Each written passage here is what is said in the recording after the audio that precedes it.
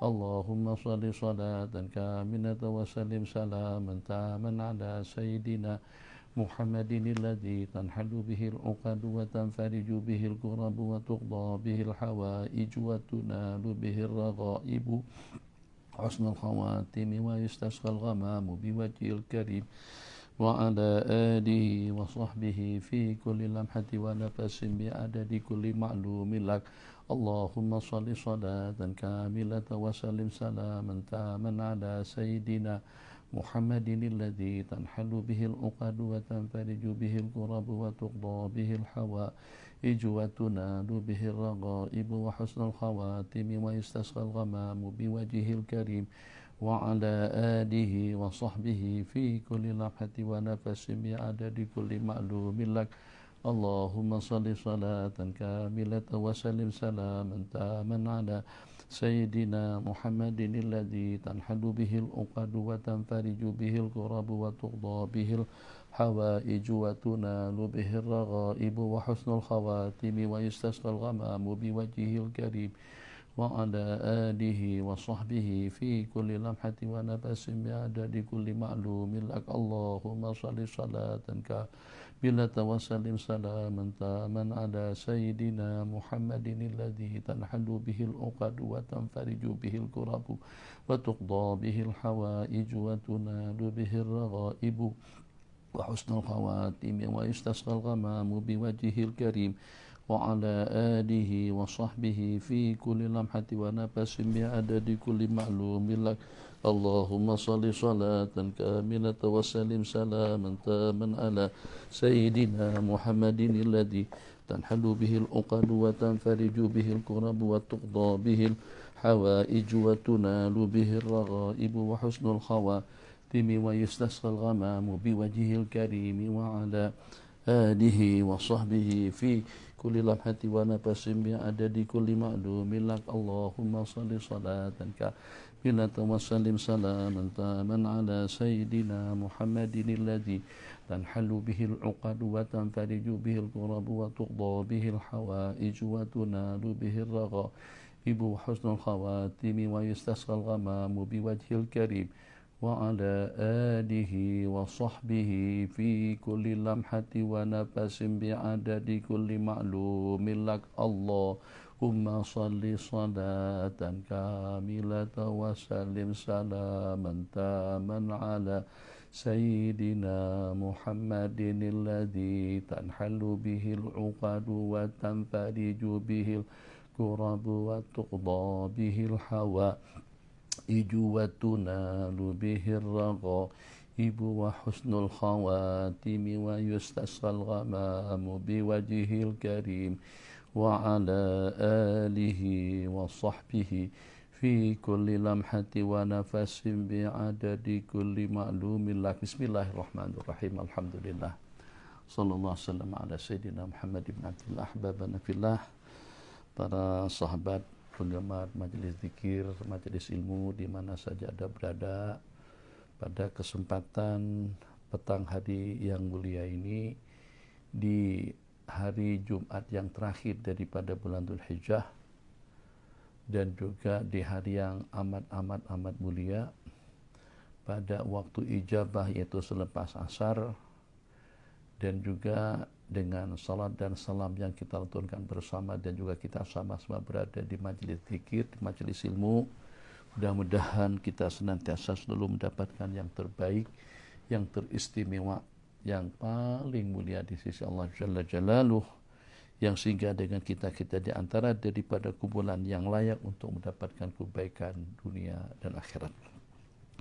InsyaAllah pada petang hari ini saya akan kongsikan dua topik pembicaraan, yaitu riwayat dan hikayat, dan juga sekaligus tentang imaniyat dan yakiniyat, iman dan yakin. Zaman kita sekarang, kita sangat-sangat mudah untuk kita berkomunikasi, untuk kita berhubungan. Kita boleh terhubung mungkin itu dengan perantaraan handphone, telepon, dengan grup-grup kita, dengan WhatsApp-nya, Instagram-nya, atau juga dengan SMS-nya, atau juga dengan kita dengan menggunakan Enjoy, Parabola, Indosiar di Indonesia, atau TV kabel sebutan di sana, atau dengan yang seumpamanya, sehingga jarak jauh yang seperti apapun jauhnya dengan kita boleh terhubung. Ini diantara daripada anugerah yang Allah berikan kepada kita di zaman modern. Di zaman kita sekarang, dari jarak ke jarak itu tidak terlalu masalah untuk kita berkomunikasi. Dari ukuran, dari pulau ke pulau, daripada negeri ke negeri, daripada negara ke negara, kita dapat berhubungan, dapat berkomunikasi, baik itu secara live, atau juga dengan kita dengan mengirim berita melalui suara, atau juga dengan yang seumpamanya. Yang sehingga dengan kita dapat keputusan, dapat jawaban secara seketika. Boleh atau tidak boleh. Yang sehingga dengan kita boleh tahu tentang keadaannya macam mana. Yang sehingga dengan kita dapat untuk memikirkan bersama, untuk mencarikan solusi, jalan keluar yang terindah. Atau juga dengan kita boleh bisa membantu seseorang dengan urusannya, karena dengan kita sudah mendapatkan berita daripada telepon. Kita boleh bayangkan bagaimana keadaan di zaman dahulu. Kira-kira Nabi kita dapat berkomunikasi dengan mereka itu dengan cara seperti apa? Rupa-rupanya tidak kalah canggihnya, tidak kalah modernnya, tapi hanya untuk orang-orang tertentu yang dengan mereka juga boleh berkomunikasi daripada jarak jauh, yang walaupun mereka tidak menggunakan peralatan-peralatan yang canggih, yang walaupun dengan mereka tidak menggunakan seumpama jasa daripada Astro, Enjoy, Parabola, Stellet dan lain sebagainya, tapi dengan mereka boleh tahu tentang kejadian-kejadian yang berlaku. Di zaman Sayyidina Umar pernah memberikan teguran kepada Sayyiduna Syariah. Syariah itu adalah nama kepada seorang panglima perang. Memerintahkan kepada Sayyidina Syariah yang sedang berada di Nahawan perjalanan tidak kurang daripada 1 bulan, beliau melihat perjalanan perang yang sedang berlangsung di Nahawan, di mana beliau melihat kaum muslimin lagi sedang dikepung. Sayyidina Umar peringatkan kepada Syariah, ya Syariah al-Jabal, hari Jumat di atas mimbar khutbah, Syariah ke gunung. Sehingga dengan Sayyidina Syariah pun dengan jarak ukuran yang begitu jauh mendengar arahan daripada Sayyidina Umar yang sedang berada di Madinah, maka dengan pasukan pun dapat dibawa mengelak atau dapat berlindung ke sebelah gunung. Kemudian mereka atur strategi baru untuk melancarkan serangan, sehingga dengan kaum muslimin mendapatkan kemenangan pada saat ketika itu. Ini daripada jauh ke jauh. Pada peristiwa Isra wal Mi'raj, Nabi kita boleh berkomunikasi. Boleh berkomunikasi seperti kalian dengan Abi sekarang ini, Abi juga dengan kalian. Kalian boleh tengok Abi tak boleh tengok kalian. Tapi boleh kita sama-sama boleh tengok. Ada dengan peralatan yang lebih canggih. Jadi baginda boleh berjumpa dengan para nabi-nabi dan rasul, mengimami mereka, bukan hanya setakat dalam alam maya, tak lebih daripada sumpama gambar yang bergerak. Ini memang betul-betul jisman, waruhan, jasad dan roh ada di hadapan, berpelukan, bersalam-salaman, saling tanya apa kabar dan sebagainya.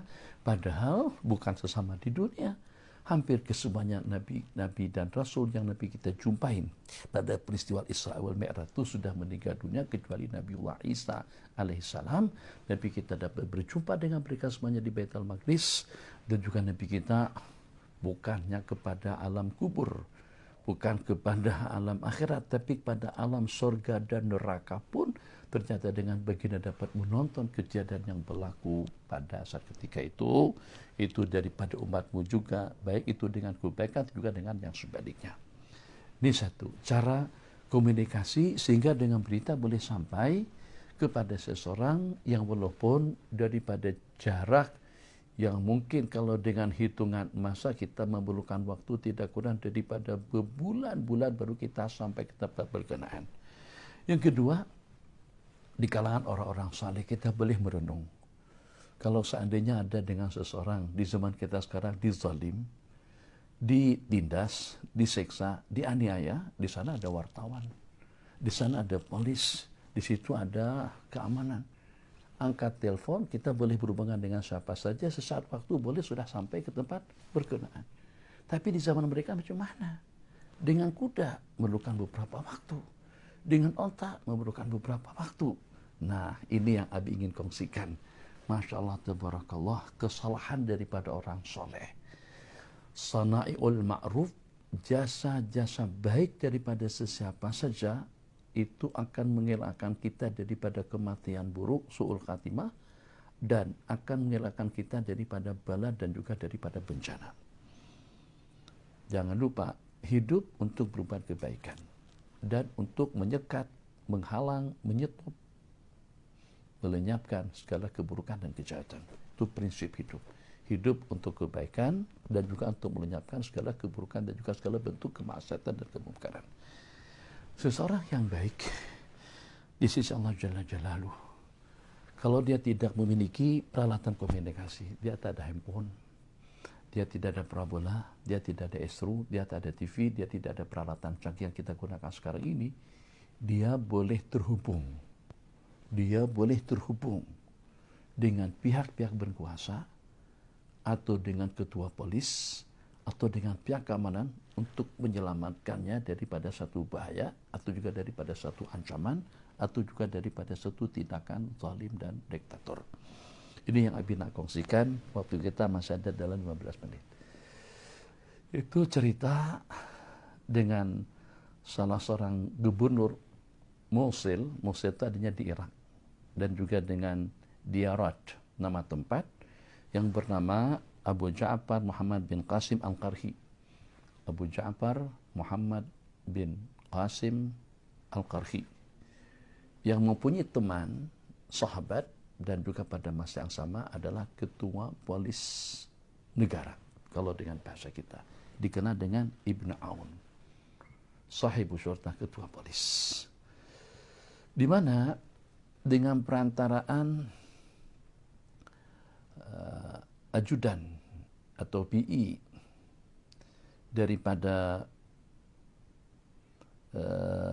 Ibn Aun memberitahukan kepada Abu Ja'far yang bernama Muhammad bin Qasim Al-Qarhi tadi itu, yang dengan beliau nanti akan berjumpa, akan datang dan juga bermalam dalam beberapa waktu pada hari Selasa yang akan datang. Dalam suasana tertutup, ya biasalah dengan kita pergi ke, mungkin kalau seperti kita di Perak, pergi ke mana? Pergi ke, lupa, ada dekat kawasan pantai itu, pergi ke Pahang di Tiuman kah, kita pergi Langkawi kah, atau dengan kita pergi ke tempat-tempat rekreasi yang seumpamanya. Jadi janjian pada pagi hari Selasa. Ini berita telah disampaikan oleh asisten daripada Ibn Aun. Ternyata pada pagi hari itu tunggu, ternyata dengan Ibn Aun ketua polis tadi itu tak kunjung datang. Sehingga membuat yang menginformasikan tadi itu jadi risau. Sehingga membuat yang menginformasikan kepada Abu Ja'far jadi bimbang. Ini apa yang terjadi sehingga sampai dengan Ibn Aun tidak kunjung datang. Maka pada saat ketika itu yang tadi utusan daripada Ibn Aun kepada Abu Ja'far, dia mengantar seseorang untuk tahu permasalahan yang sebenarnya, apa yang berlaku. Maka setelah beberapa waktu kemudian, dia menginformasikan bahwasanya dengan ketua polis negara sedang berada di pejabat. Ketua polis negara sedang berada di pejabat tempat pelaksanaan hukuman. Lagi sedang menyaksikan dan menghadiri upacara pencambukan kepada orang yang bersalah. Jadi dia memberitahukan kepada saya, katanya sebentar lagi dia akan datang. Sebentar lagi dia akan datang untuk menjumpai Abu Ja'far Muhammad bin Al-Qasim Al-Qarhi yang bertindak sebagai gubernur pada saat ketika itu. Setelah 1 jam kemudian, ternyata dengan ketua polis tadi pun datang menjumpai Abu Ja'far. Abu Ja'far tanya, kamu telah janjian dengan saya untuk datang pagi, datang awal. Tahu-taunya kamu kenapa sampai jadi terlambat? Jadi kau membuat saya jadi kepikiran. Apa yang menyebabkan kamu jadi terlambat? Jadi jawabannya pelik bin ajaib. Jadi kata Ibnu Aun, pada malam kemarin saya bermimpi. Bermimpi seakan-akan dengan aku pergi di malam hari untuk mendatangimu, dan pada masa itu aku cuma hanya dengan satu orang pembantu. Aku berjalan di kawasan runtuhan Kharab Ishaq ibn Ibrahim, kawasan terpencil, untuk menuju kawasan Rahbatil Jasir, untuk menuju kawasan yang lapang dan luas, yang mungkin barangkali kalau dengan bahasa kita sekarang kita gunakan jalan shortcut, jalan tikus untuk kita sampai ke tol. Sesampainya aku di sana, di dalam perjalanan di waktu malam nih, awal udah waktu pagi, saya berjalan di bawah pancar sinar matahari, tiba-tiba saya berjumpa dengan seorang syekh tua, berpakaian rapi, bersih, dan di kepala ada qalansuwah latiyah, maksudnya lekat di kepala. Di tangan ada ukazah. Di tangan tuan syekh tadi itu ada tongkat. Dia mengucapkan salam kepada saya. Jadi katanya, saya nak bagi panduan kepadamu, ingin memberikan suatu tugas kepada Anda yang kamu akan mendapatkan ganjaran pahala daripada Allah Subhanahu wa taala. Pada penjara tahananmu terdapat seorang syekh mazlum yang barusan kemarin sampai daripada Al-Madain. Madain itu nama tempat di Kufah. Sampai daripada Madain bi waqtin dhayiqin, maksudnya di penghujung malam, di mana dengan syekh tadi itu datang seorang laki-laki yang mazlum tadi itu, datang daripada Madain ke negeri Baghdad. Dia dituduh membunuh seseorang, sedangkan dia bebas daripada tuduhan tadi itu.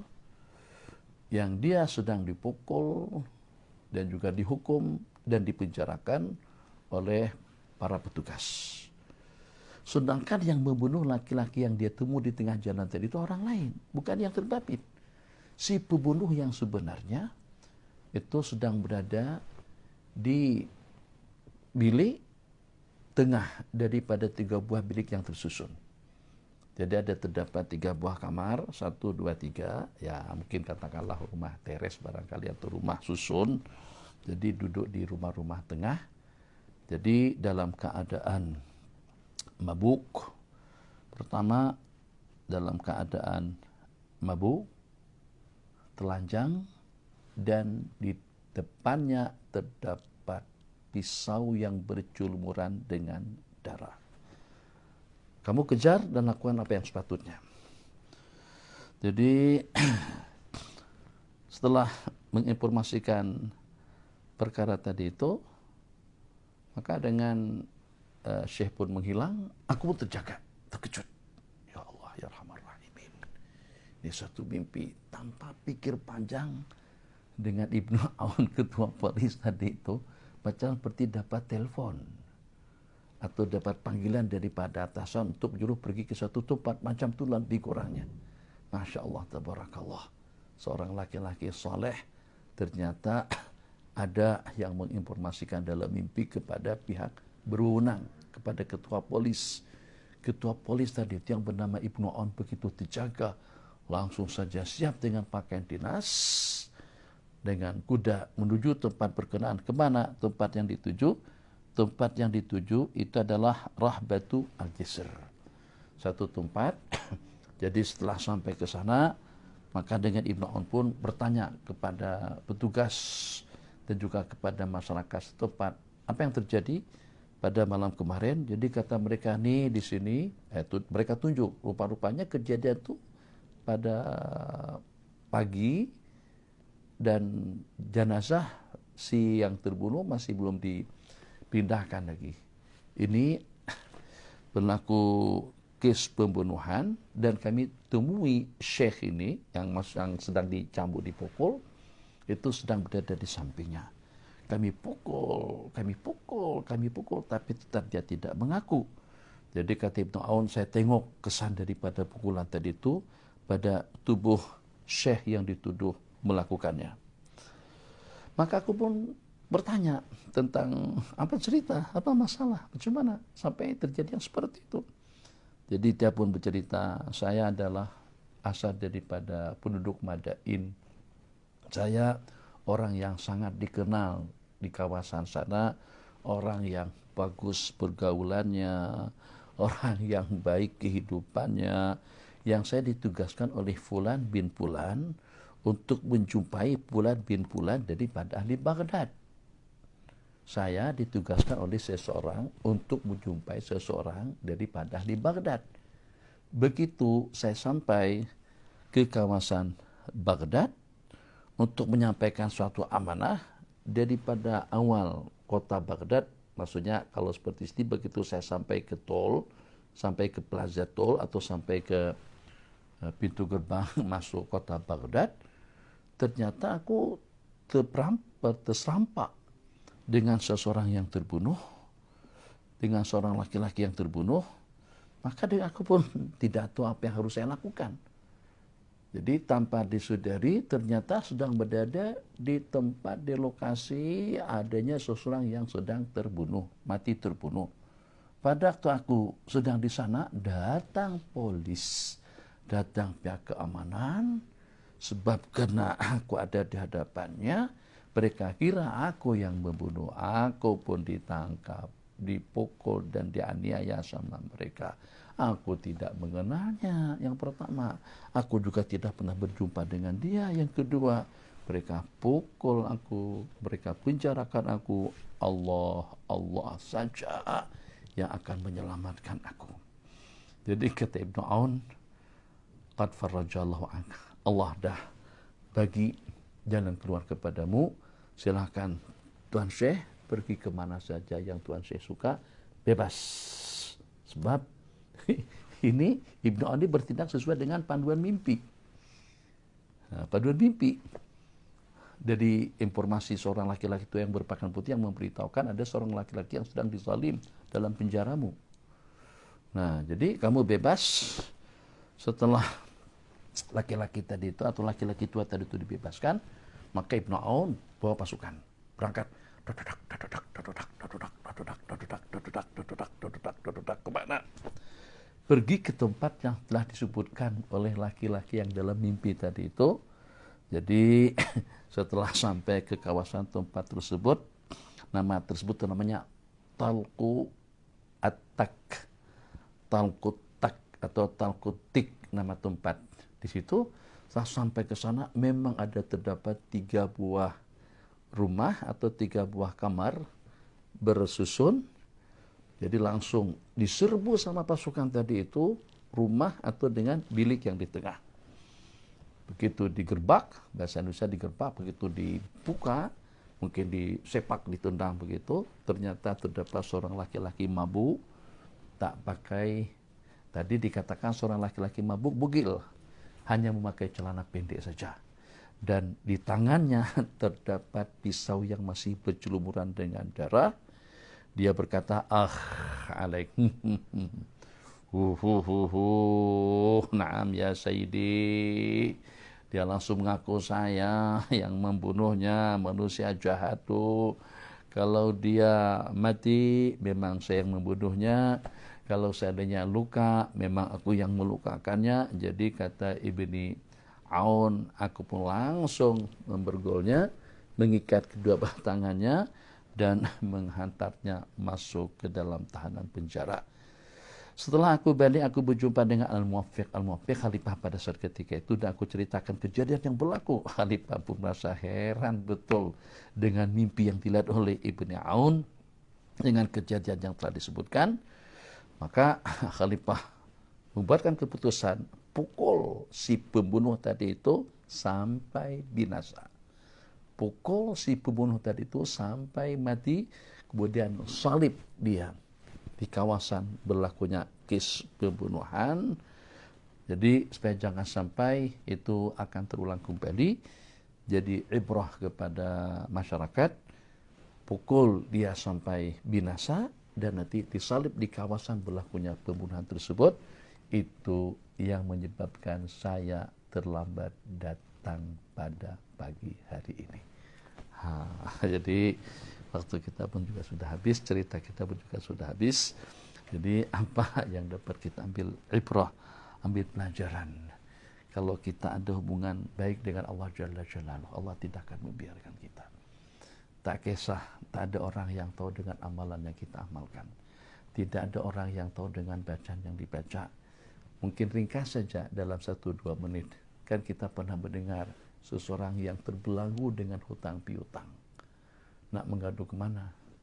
Ini kalau hutang tidak dapat dibayar berarti penjara yang menunggu. Tapi Masya Allah, Tabarakallah, yang walaupun seperti itu, mimpi berjumpa baginda Rasulullah Sallallahu Alaihi Wasallam. Laki-laki seorang pedagang. Kita adalah berapa ramai pedagang, peniaga. Tak terhitung. Jadi yang mungkin saja dengan seumpama kita atau dengan sesiapa saja terbiar begitu saja. Yang ini ternyata mimpi bertemu Rasulullah Sallallahu Alaihi Wasallam. Kalau awak nak menyelesaikan utang piutangmu supaya jangan sampai kau akan kena hukuman penjara, kamu pergi saja berjumpa dengan tuanku Sultan Abdul Hamid. Ini di zaman Khilafah Utsmaniyah. Katakan kepadanya, aku nak meminta duit kepada tuanku untuk menyelesaikan segala utang piutangku. Mungkin para hadirin, kawan-kawan pernah mendengar cerita itu, di mana dengan pendek cerita, Khalifah pun kaget. Sultan Abdul Hamid yang kedua pun juga jadi heran, macam mana? Yang dengan aku, jadi kata beliau, aku bermimpi bertemu Rasulullah Sallallahu Alaihi Wasallam yang mengatakan ambil duit sama Sultan Abdul Hamid sekian dinar emas, katakan itu sebagai pampasan 400.000 dinar emas, ambil daripada dia, katakan itu sebagai saman, karena pada malam kemarin dia terlupa bersalawat dan bersalam kepada aku, kepada Sayyidina Rasulullah Sallallahu Alaihi Wasallam. Ini cerita yang berlaku pada saat ketika itu. Jadi Khalifah pun menangis. Jadi dengan Khalifah Abdul Hamid Ats-Tsani menangis sebab tidak ada seorang yang tahu dengan lantunan salawat yang beliau lantunkan, yang beliau baca sebelum tidur. Amalan yang kita laksanakan, amal ubudiyah yang kita lakukan, zikir dan tasbih yang kita laksanakan, itu tidak akan tersembunyi dengan para malaikat Allah, dan secara khusus di bawah tatapan Allah Jalla Jalaluhu. Maka kita yang ada amalan-amalan seperti apapun tersembunyi, itu tidak akan tersembunyi dengan Allah Jalla Jalaluhu. Itu akan menjadi asbab kesejahteraan, keselamatan, kebahagiaan dengan kita dunia dan akhirat. Dan jangan lupa para pendengar semuanya, hadis yang diriwayatkan, ta'arraf ilallahi firraha ya'rifka bisyiddah. Kenali Allah, kenallah kamu dengan Allah pada masa lapangmu, pada masa kaya rayamu, pada masa senangmu, pada masa hidupmu, pada masa berjayamu, pada masa memerintahmu. Kenali Allah pada masa kita lapang, ya'rifka fi syiddati, agar Allah mengenal kita dalam keadaan sengsara, dalam keadaan krisis. Nah, jadi kita yang kenal dengan Allah, yang menggunakan waktu kita untuk patuh dan taat kepada Allah Jalla Jalaluhu, pada saat ketika kita senang lenang, tidak ada sebarang gangguan yang mengganggu.